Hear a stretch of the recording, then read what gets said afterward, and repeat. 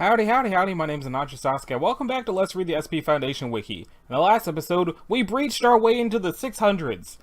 These other things don't matter, you know what they are, you saw it. So, in this one we're going to start with Sophocles' Chorus, and we're going to go through the Sculptor of Soho, the self-replicating computer program, which sounds familiar, I feel like we already did that. The Cannibal's Banquet, a corrupted ritual, and the Living Storm Cloud. We might keep going, I haven't decided yet. So, I guess it depends on how long it is after I do the things that are supposed to be in this episode. And if it's not too overlong by that point, I'll keep going. It's not like anybody's gonna stop me.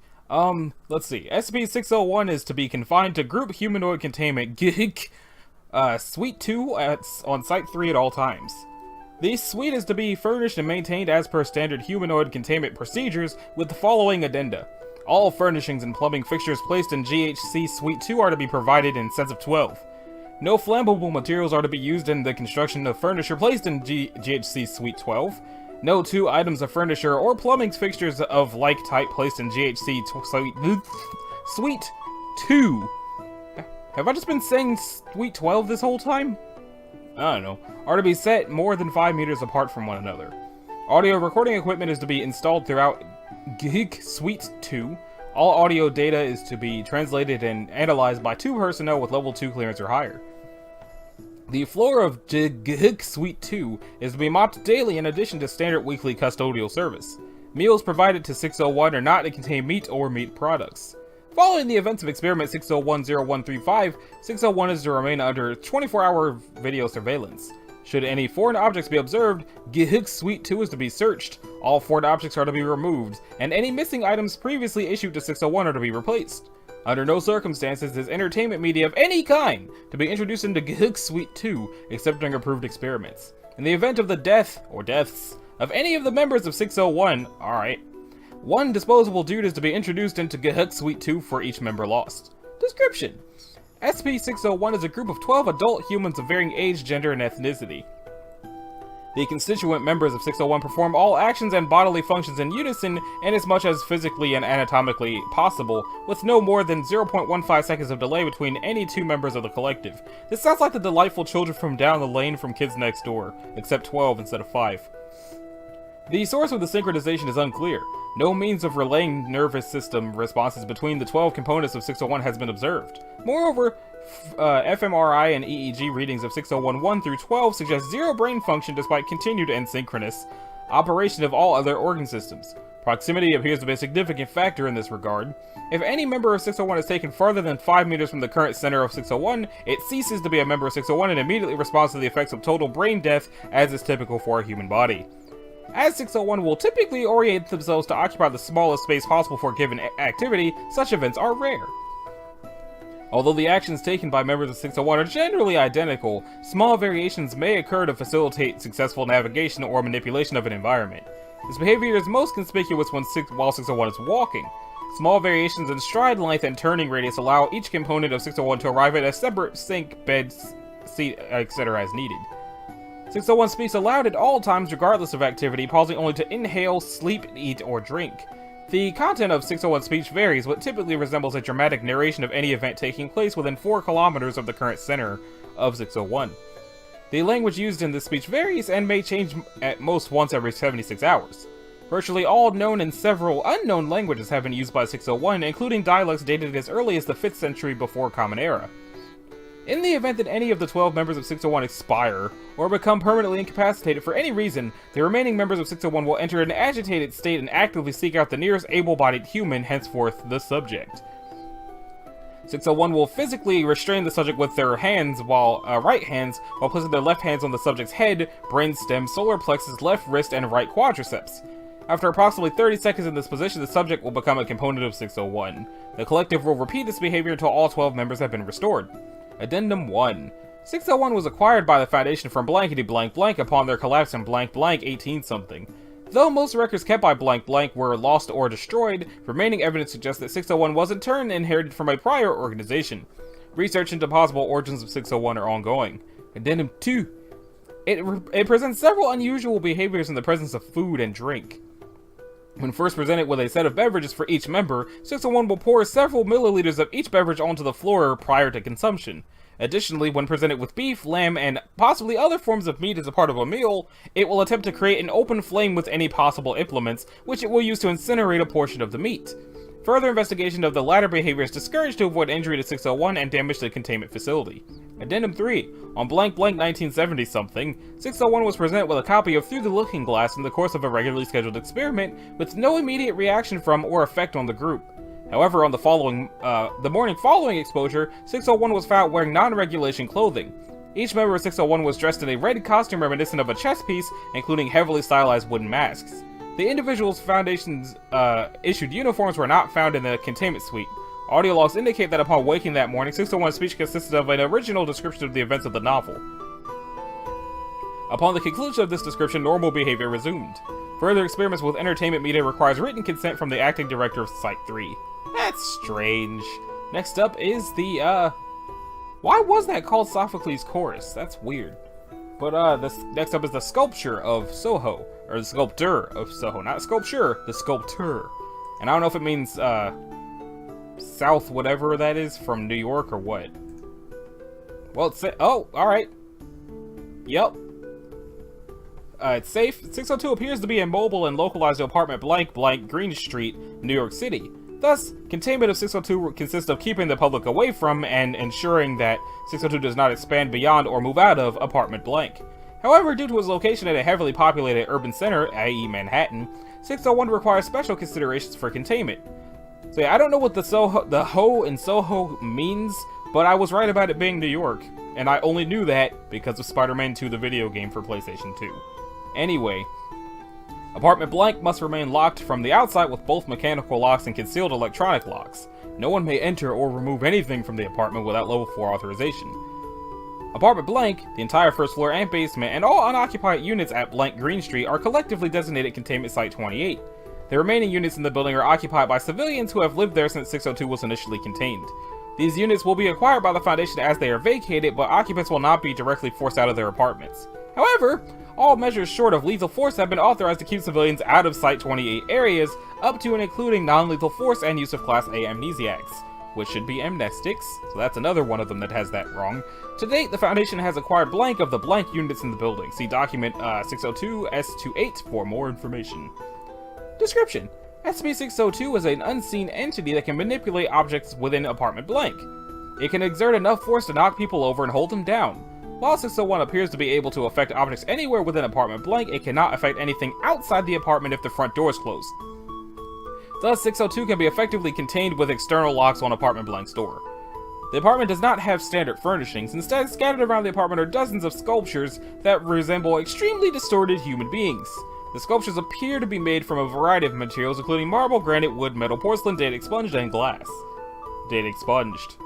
2 doors lead out of the entry room, a door in the left wall that is stuck and has never been opened, and a door in the back wall added between 1980-something and 1990-something that is usually closed. The second door leads to a room that contains more sculptures as well as a table on which lay a large array of tools for sculpting data expunged. Also in this room are outside-facing windows that always have the blinds drawn. All attempts to remove any of the sculptures or tools or the table from apartment blank have been met with violent resistance from 602. Any person inside apartment blank is subject to attack by 602. Through an unknown method, it can apparently transform a living human into a sculpture of variable material similar to the sculptures already present in apartment blank. When doing so, it will close and lock the front door of the apartment from the inside, completely barring entry to and exit from the apartment during that time. 602 will also destroy or otherwise neutralize any sensory equipment set up within apartment blank and has consistently destroyed concealed surveillance equipment carried by test subjects before transforming them. Addendum 1.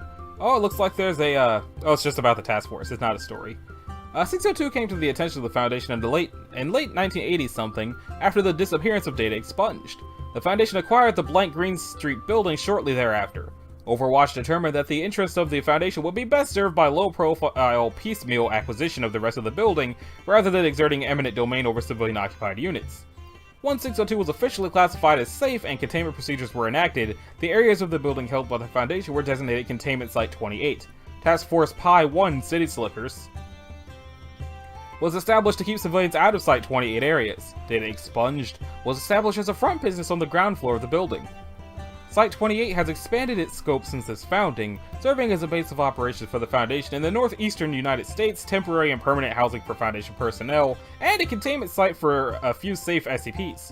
Pi 1 was upgraded to a mobile task force, specializing in acquisition and containment of anomalous objects in heavily populated areas. Members of Pi 1 also offer training in urban operations at Site-28. For more information on the urban operations curriculum, see document Pi Urb Ops. Looks like that's not in here, so. Addendum 2, document log exploration log. First exploration attempt. Note, unless otherwise noted, in all procedures involving 602, subjects are dressed as maintenance personnel, and all civilians who live on the same floor as S602, as well as those directly above or below apartment blank, are outside the building. Surveillance with these civilians is provided by Pi 1. Exploration log 1. Materials. 6021, equipped with a TV camera and a two-way radio. A second camera's on an tripod, not an iPod, but those do have cameras. Procedure. The subject records footage of each sculpture in the room. The subject attempts to open the door on the left wall but cannot, declaring it stuck. About 12 minutes after entering, the subject hears a smashing sound, turns around and sees the pulverized remains of the camera and tripod. The subject, data expunged. The subject starts to move into the next room when the video cable is cut and the front door closes and locks. Radio contact with the subject is lost within seconds. Subsequent examination of the apartment shows no signs of the subject or any equipment brought inside. Analysis. Footage shows 11 sculptures in the front room and at least 4 in the second room. Also in the second room is a table with what appears to be tools on it. Dr. Devon suggests a possible resemblance between some sculptures and several missing persons, including data expunged. Close first attempt. Open second attempt. Materials. Two remote control motorized bases mounted with cameras and microphones, and 1 camera array facing in through the open front door. Procedure. 1 motorized camera is sent straight towards the second room, while the other hangs back in the entry room. Just before the lead camera reaches the second room, both motorized cameras are suddenly and simultaneously flattened by an invisible force. Nothing else happens for 10 minutes, at which time the remains of the motorized cameras are pulled out by the video cables. Analysis. Thermal imaging shows the temperature of the apartment dropping between 7 and 15 degrees Celsius moments before the cameras are flattened by pillars of intense cold that briefly manifest above each camera. The 2 cameras were crushed within 1/20th of a second of each other. That sounds like a poltergeist to me. Third attempt. Disposable Dude 2. Subject Disposable 2. Equipped with a TV camera and a two-way radio. 4 remote control motorized bases mounted with cameras and microphones made from military-grade reinforced steel. 1 camera array facing in through an open front door.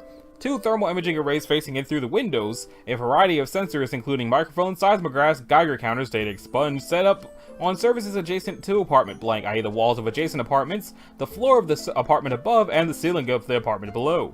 Procedure. The subject is instructed to record footage of the second room from the entry room by zooming in as much as possible, while the motorized cameras observe the rest of the room. After 16 minutes, the subject is instructed to try the left-hand door. Claims the door is jammed and cannot be opened. As the subject enters the second room to record more footage, the front door suddenly closes and locks, and all of the cameras lose their video signals simultaneously. Preliminary analysis shows the cables were cut just as in Experiment 1. When the door unlocks, there is no sign of the subject or any equipment in the apartment. Analysis. Right before the signal is lost, one of the cameras records something on the front door. Analysis of the footage suggests that the object is a wire rack around 15 centimeters long attached to the inside surface of the front door. The external cameras record the expected drop in temperature, though an exact data could not be obtained through the closed window blinds. Several minutes later, the external cameras record a sustained spike in far UV radiation that lasts approximately 40 seconds. No other unusual emissions are detected. And what's that researcher's note? Note blank 1980-something. Overwatch has suspended exploration of 602 for now, primarily because we've neared the limit of what we can learn using current technology without it becoming insanely expensive. At the very least, we would need stronger materials and more maneuverable robotics, though a cheap way to send a video signal without a cable would be nice too. It's just as well though, because I'm concerned that Mrs. Jankowicz up in blank is becoming suspicious again. I don't know how she knows what she does, but either way, getting that many amnestics can't be good for anybody, particularly a lady her age. I recommend she be investigated as a potential SCP. Subject interviewed blank, no anomalous abilities suspected, Class B amnestic administered. Close researcher note. Follow-up observations. On blank 1990-something, apartment blank was open for the first time in blank years. That looks like a number that should not be there for an apartment. And video footage was recorded from just outside the front door. Several differences were observed compared to the footage recorded in 80-something. First, there is now a closed door between the entry room and the room with the table. We cannot tell whether the door has a lock on it, but as much force as 602 can generate is probably not necessary. More striking, though, are the sculptures in the entry room. They appear to be the same sculptures of the same people as before, but most of them have been changed, some pretty drastically. Lastly, and most significantly, attached to the inside of the front door is a wire rack holding a very sharp knife. Photographic evidence has proven that this knife almost certainly cut the video cables in the 80-something experiments. I convinced that 602 put the rack up after the second experiment, further evidence that 602 is sapient. Addendum 3, document log 2, show contact experiment. Contact log blank blank 2000-something, disposable 3, one child's wagon, model radio flyer.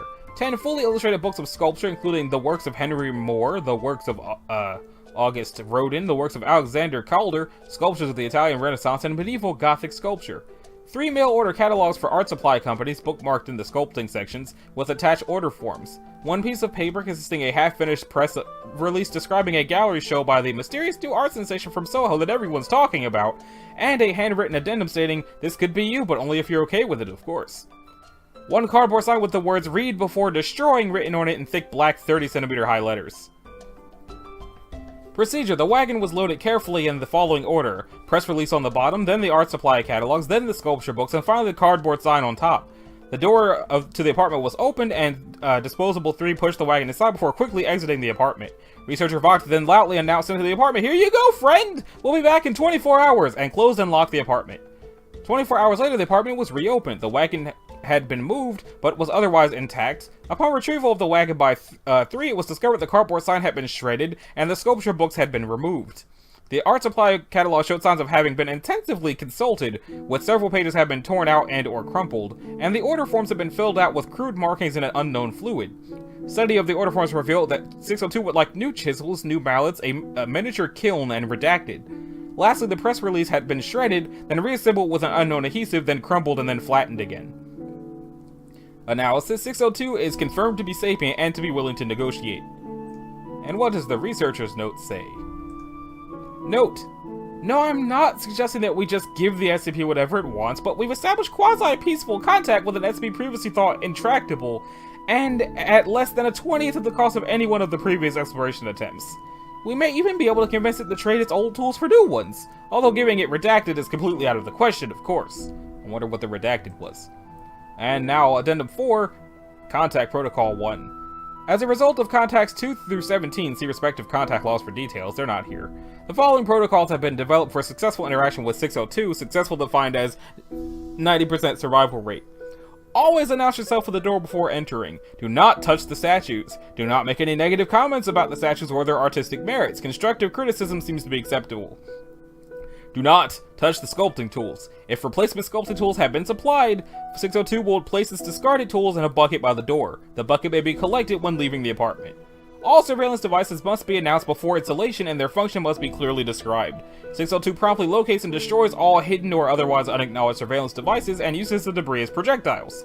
Surveillance devices which were properly announced remain intact and operational until such time as 602 wishes to create or modify a statue, at which point it deactivates all surveillance devices simultaneously. When it is finished, it reactivates the surveillance devices. Never enter the apartment alone. No flash photography, no smoking, no spitting, and no chewing gum. Okay. That was a long one, but interesting. Next up is the self-replicating computer program, which I swear there was something just like that a few episodes ago. I think the self-propagating infectious pattern, that's what it was. There are a lot of things that just do whatever the hell they please, aren't there? It's safe, though, so I guess it's not as bad as it could have been. An output of 603. It looks like the hacking minigame from Fallout 4. As of December 11th, or it might be November 12th, 2006, 603 is stored on a dedicated computer system at Laboratory 12A, Observation Room 1. The system may be accessed remotely via Foundation intranet. Personnel wishing to access 603 must apply for a temporary password to allow them access to the system. A standard 603 password will expire 24 hours after being issued. If access to 603 for longer than 24 hours is required, please contact Dr. Brown. Physical access to Observation Room 1 without direct authorization from Dr. Brown is prohibited. 603 should never be left to run unattended. Description: SCP-603 is a self-replicating computer program capable of reproducing and extending its own source code. The first version of it was written in 1996 by Blankety Blank, a graduate of Blank Blank University. Blank's personal computer was seized by the Foundation in 1997, following an investigation into multiple anomalous occurrences. In a 2003 interview, Blank claimed that the original source code for 603 consisted of approximately 12,000 lines of NC-ISO-C. This claim has not been verified. On startup, 603 begins generating new versions of its source code in a separate thread of execution. It does not modify itself in memory, instead it keeps an internal copy of the source code which is modified iteratively. On a clean termination of 603, the entire source code will be output to the working directory in a new program type named source. In addition to modifications to internal and external functionality of the program, alterations and additions to the semantics and structure of the language are made with each iteration. Due to its continuously changing nature, the language has been nicknamed Morphic. When past the list of source files, 603 acts as a compiler and linker. Morphic code is always compilable by the version of 603 by which it is output. However, older versions of the program can rarely compile code output by newer versions. On compilation, the program is output to an executable file named Megaprime. That's just Prime. Recent versions of 603 source code consist of approximately 70 million lines of heavily obfuscated Morphic. 603 builds are archived on Blank. The latest build is Blank. For more information on build in 603, see document Blank. When left to run uninterrupted, 603 will generate prime numbers increasing from 2 and print them to the environment's standard output. Upon hitting a super prime, there is a chance that a GPU accelerated window will open. The contents of this window are varying, this process is deterministic. The same version of 603 will always open a window at the same super prime and display the same scene.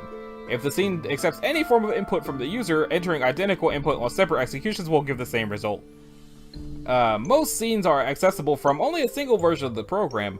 However, some scenes persist through multiple compilations, often with variations. It is common for persistent changes to evolve with each version of 603, though some, such as Die, have remained unchanging since their first iteration. The most prominently recurring 603 scenes are documented below. Other recorded scenes are documented in the supplementary file 603FT 2012. Is that long enough to cover later? That is indeed long enough to cover later. Let's save it.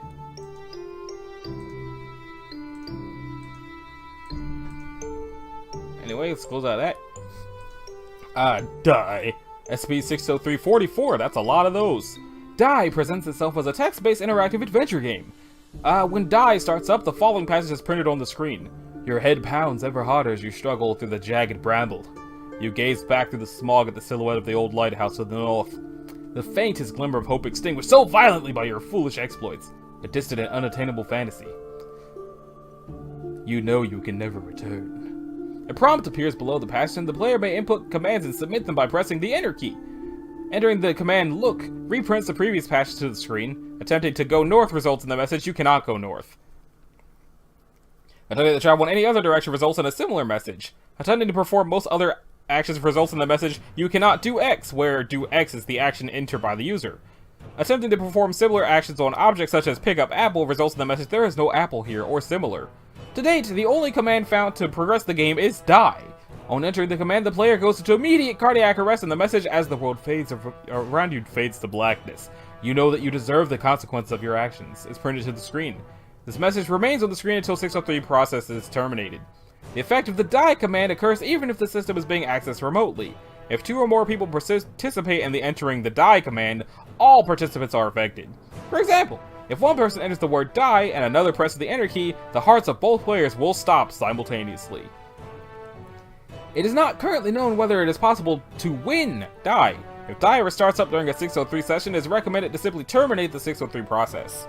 Attempts to resuscitate users affected by the Die command by means of CPR have been successful. All further experiments testing the effects of Die should be carried out in a staffed medical unit at the discretion of Dr. Brown. Jacob, which is 60320.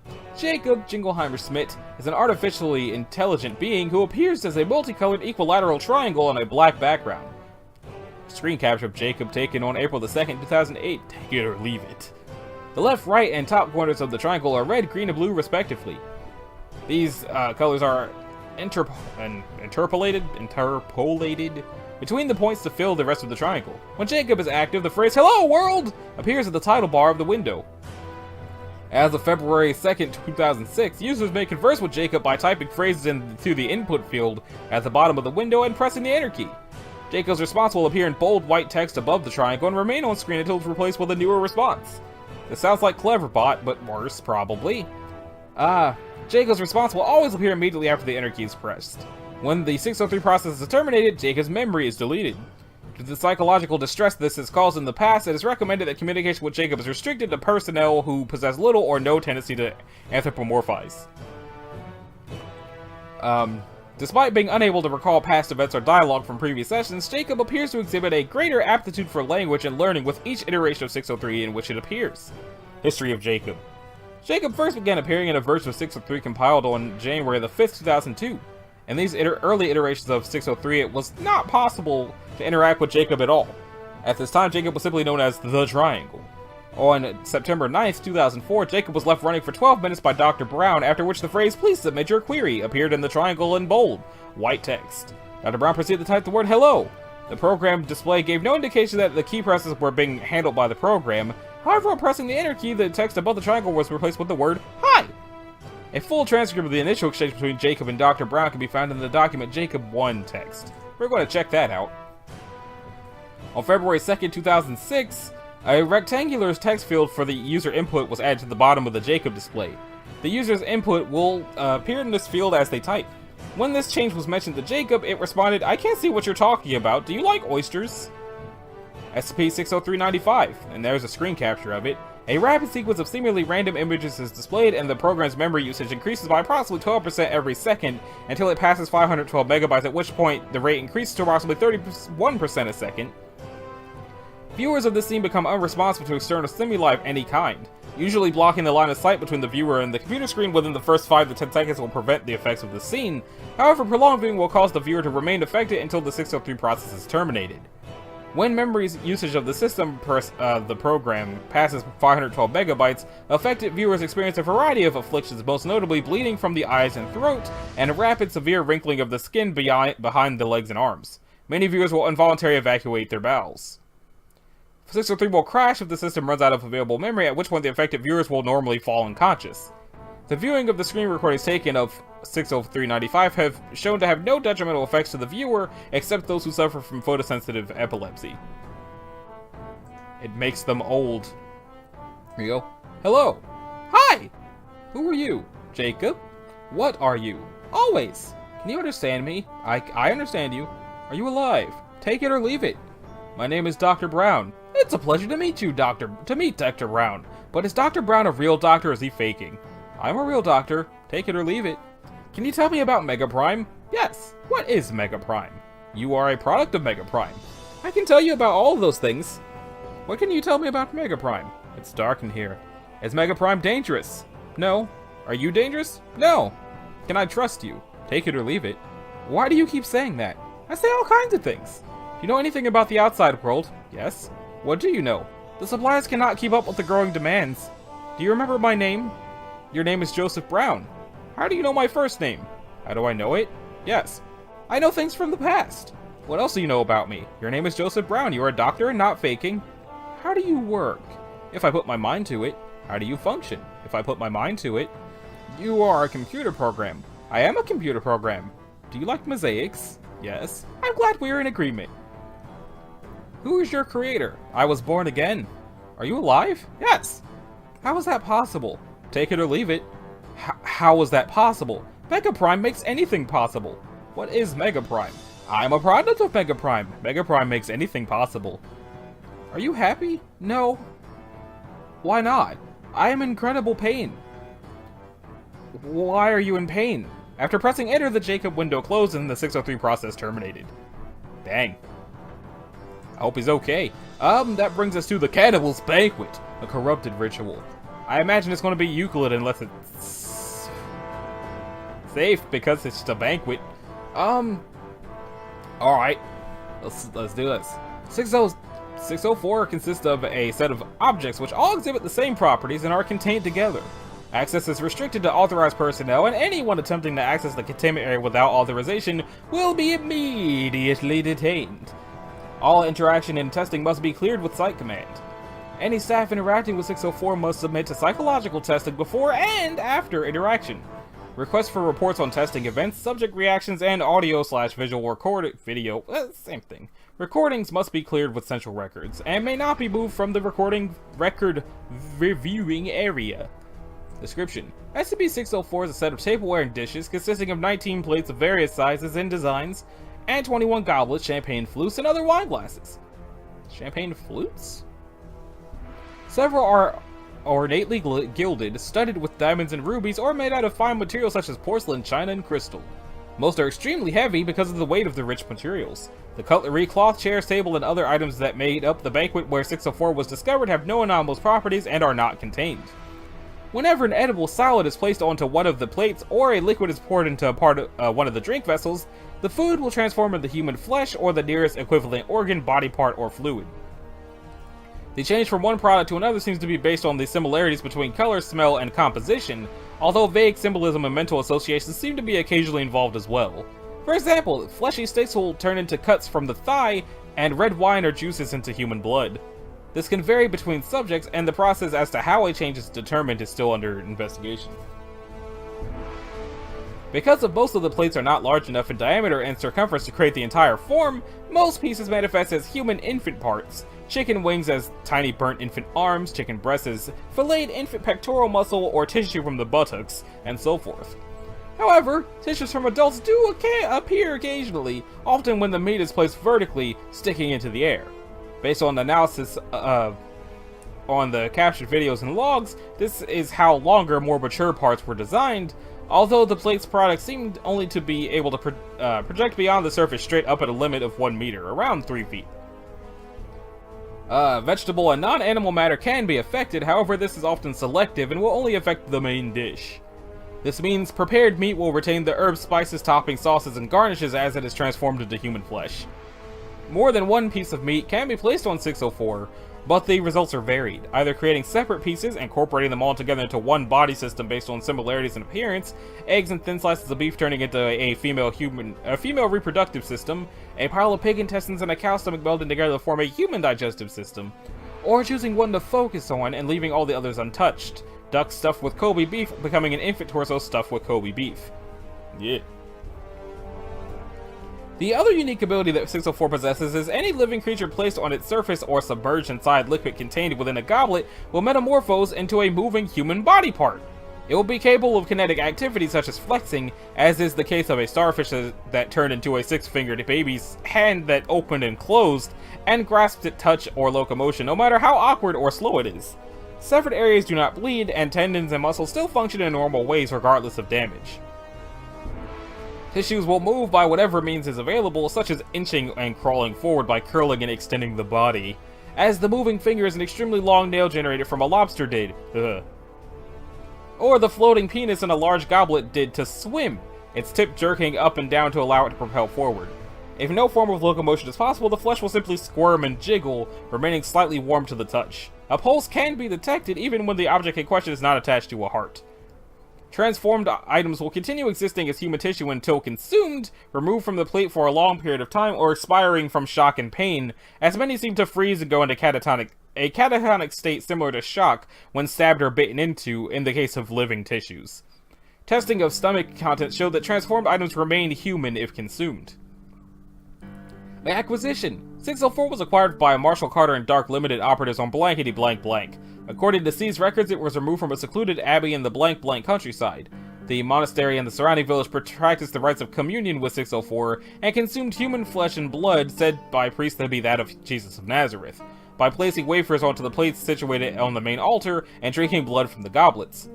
The wafers were described to have a light spongy taste, and both manifestations caused extreme religious ecstasy when eaten, and hallucinations of the smiling Christian God lovingly offering his body, quoting relative scripture pertaining to the event and speaking intimately of their sins and tribulations.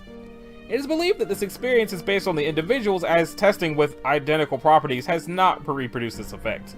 Addendum, see supporting document 604XCH. And there it is.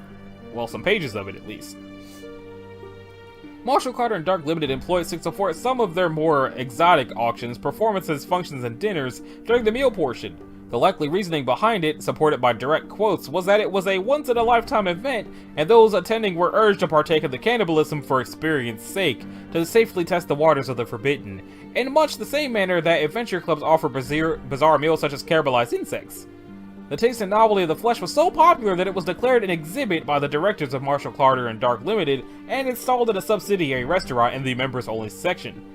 The highly exclusive restaurant where it was located was called the Cannibal's Banquet, and data expunged. Excerpts from supporting document page 32. As living foods were in great demand, Marshall Carter and Dark Limited owned many specialized cooking and zoological facilities. Kittens, puppies, and breeds of tiny monkeys were used for child tissue creation. When larger parts were desired, guillotines were situated directly over 604, as most parts continue vital signs a few seconds after removal. Certain specimens were also raised from birth in special cages, causing their bones to grow in a certain way and kept alive while crushed in specific outlines, and fed via feeding tubes so Marshall Carter and Dark could dictate exactly what size and shape the results would be. That's messed up. Addendum. Let's see. See log SCP-6042. A camera is pointing at a long table in a dim, crowded room. A waiter brings in a pig's head on a platter and then slides it onto 6044. The pig's head turns into a human that of an approximately 50-year-old man with pinkish skin, fatty cheeks, thick lips, and an apple in his mouth. Data redacted. Male. It tastes like pork. Why does it taste like pork? Just because they use a swine? Well, this isn't really official, is it? No, sir. I can assure you that that is what human flesh tastes like. But are you sure? Maybe it's just being contaminated or mimicking the flavor or something? Honey, don't whine. I just mean, how do you know what human flesh actually tastes like? This could be completely wrong. Has anyone actually tried real... Don't worry, we have specialists. Male 3 to women. Besides, all those penises you've been eating would taste like cucumbers then! Raucous laughter. Oh, Addendum 3. Recovered from a handheld recorder, a man wearing cook whites. This is blank blank and I'm performing test 12 on Curio B26. Several guests have find the resemblance between the food's original form and its final human product repulsive, and I've been tasked to find a way to make the flesh look as appealing and realistic as possible, avoiding the bloody or red hue that it occasionally acquires. To do this, I have chosen several foods that can be easily colored and sculpted to look like a head. Test 12 will consist of me baking a cake and carving it into an aforementioned shape, and then frosting it with a hairstyle and skin tone. Data redacted. Cook. You there, bring it over. Focus camera on the cake. Well, there we go. The eyes are especially excellent, sir. Well, thank you. I used a dropper to get the blue just centered. Okay, place it onto the plate. The cake is placed onto the plate. Automatically it sags and appears to melt, covering it and dripping off the sides. Well, what the bloody hell just happened? If I were to venture a guess, I would say it turned into a pile of fats and sugars. Yep, you can see some of the soluble lipids right there in the yellow. How many of these are there? Okay, sausage is wrapped around the front and the other slabs of steak are held together with gristle. 3 cooks have put together some sort of meat sculpture in the shape of a human head. Dabs at the blood running down the raw meat parts with a handkerchief. Let's just cover the ear area with bologna. You sure a thin slice of turkey pastrami wouldn't be better? Positive. Gestures with knife.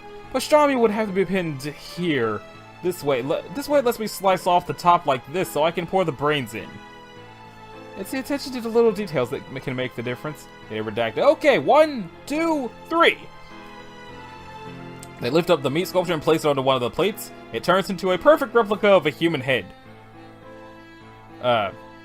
Nice! Yeah, great work, guys. Needs hair, though. Guess I'd like to see that. Rip it off. Maybe put some tendrils of... Bloody hell, man! Leave it be, it's fine. Addendum 5. Man in suit. Test 32 on Curio B26. We've shoved various slugs together into a wireframe of a human head. Couple keep falling out, but let's see what happens. Place slugs on plate all along with cook. Slugs all drop at once. Bloody hell! There seems to be little twitching gallbladders, and I would say that's an appendix. It looks fucking gross. It's oozing. Duodenum, I believe. Yes. I don't think it should be bursting like that. Audio only on a tape cassette. Note: it is unknown if Curio B26 could create sapient creatures. When we finally successfully do get a living head, the mouth and eyes could simply start opening and closing randomly, and it would drool all over itself, or maybe, just maybe, it would be perfectly intelligent. I know some of our clowns are definitely hoping for the second option, and I've been instructed by the directors to bring it about as best as I can. I would like to remark that when we placed a snake upright on plate 7, it began to it did manifest as a human throat and the bottom part of a mouth, tongue intact, and began screaming and shrieking, but it was all incoherent, even though extremely loud and piercing. I could hear it all the way across the building, so I just don't... 10. The voice sounds strained and upset. The pile of leeches did not completely turn into a human head. The surface remained the same, but deeper down a human head was generated. Underneath the first 2 layers.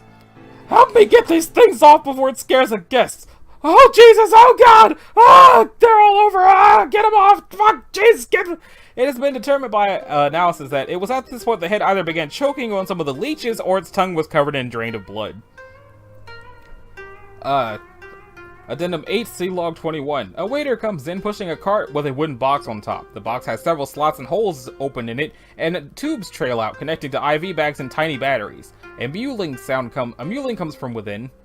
The box is lifted up over a plate, put on it, and then pulled off. There's a flash of some kind of twisted, shaved animal, but then a human head appears. The human head is that of a man around 35 with thick black hair and sideburns. He has extremely pale skin and dark circles under his eyes. He is severed at the neck, which reveals muscle and a bloody hole. Where am I? Who am I? What the hell is going... Begins looking around and turning up, down to the sides. Everything seems to be in a weird... Hey, what are you doing? Get that knife away from me! Bon appetit, gentlemen. The head begins screaming. Yeah, that was safe? Okay, so... everything about that was completely fucked up. Just for the record, everything about that was completely fucked up. I should have known that since it's called the Cannibal's Banquet, a corrupted ritual, but... Shit, man. Now it's time for the Living Storm Cloud. Which is Euclid, yay! And it's a short one, and it might not be terrible. Might not be terrible. Probably will be terrible. 605 is impossible to contain with currently available resources. All Foundation efforts are currently directed at regulating its behavior and suppressing public knowledge of its existence. Wouldn't that make it Keter? If they can't contain it, doesn't that mean it's Keter? Foundation tracking teams are permanently stationed outside a 15-kilometer radius safe zone from 605 and are equipped with a large unmanned aerial vehicles that can be used in case 605 enters an active state. SCP-605 is a large, amorphous, and airborne gaseous entity visually similar to a high-altitude cloud formation approximately 180 to 260 meters in diameter. Its exact appearance varies drastically, from being nearly invisible during its dormant phase to resembling an enormous storm front while active. It has been observed to move slowly, but has not left the region bounded by the U.S. state of Florida, Puerto Rico, and Bermuda Island. While active, 605 exhibits behavior similar to that of a living predatory organism and will track ships and aircraft in its territory and attempt to engulf them in its body. The active state of 605 also causes anomalous disruptions of the local magnetic field, causing compasses and other navigation systems to malfunction or report erroneous readings. When a ship or aircraft is completely engulfed by 605, it is consumed by a method that is not currently understood, leaving no trace. All attempts to study this process to date have failed, as a successful feeding will cause 605 to revert to a dormant state, usually for several years and as long as several decades at a time, and during this time no anomalous readings can be detected. Due to 605's ability and its presumed link to multiple disappearances of civilian and military assets in the past, the use of unmanned aerial vehicles to feed 605 has been approved to reduce the chances of publicly known incidents. Addendum 1. Analysis of recorded data regarding 605 have shown a minute but detectable increase in the calculated mass of 605, with spikes inconsistent with known dates on which it entered an active phase. Requests for further study and possible countermeasures have been filed and are awaiting O5 approval. That was much less terrible than the last thing, and I think because of how long the last thing was, I'm not going to be able to make this episode longer. It'd be dumb to do that. So, this has been Anashi Sasuke. This is episode 130 of Let's Read the SCP Foundation Wiki. If you liked it, a like and subscribe would be groovy. If you didn't, you need to do either one of those things. In the next episode, we're going to start with the teacher, and we're going to go up through the flesh that hates. So, I will see y'all in the next one. Later.